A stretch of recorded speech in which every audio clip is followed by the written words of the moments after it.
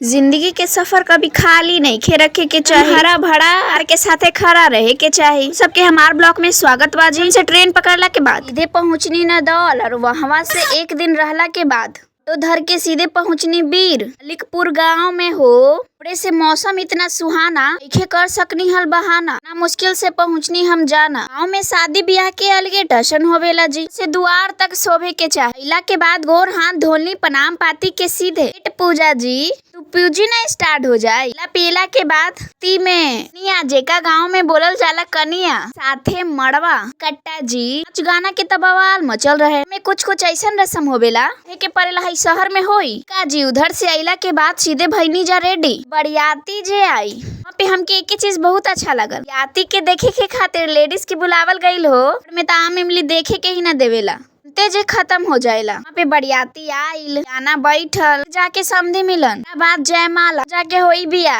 अब तब बवाल रहे जी वाला के कमी नहीं खे बरियतियन हो शांति मचाए अपन खुरपाती तक कर ही देवेले बट के सत्यानाश हो। हाला में बर्थडे मनाई दिलन तो सरस्वती पूजा भी ट्रेंड चलेला ये बोलम और कुछो ना का। जयमाला होला के बाद गईनी खाए के खातिर आज देख के तो ठंडा लागत रहे ताज देखनी तब पता चलत तो सिस्टमे उखाड़े वाला बाजी में इतना स्वाद बा भारी आपके काम काजो न होई।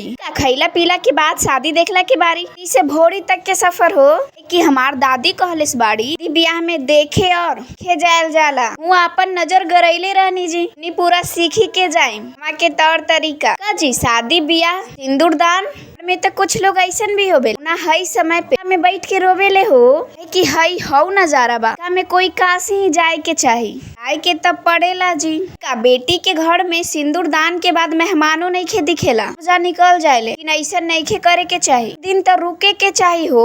ये समझाई काज के आगे के का पास समय रहेला चीज सब रस्म देखनी हो फेरा वाला रस्म नहीं खे हमके देखे के मिले जन सुनाइल गईल जी का। ब्याही के बाद जूता लुकाई उठी ढूंढवाई के रस्म होवेला जाके विदाई होवेला गाँव साथे चलल दी तो रोबे भी लगल जी। हॉल ठंडा होइला के घरे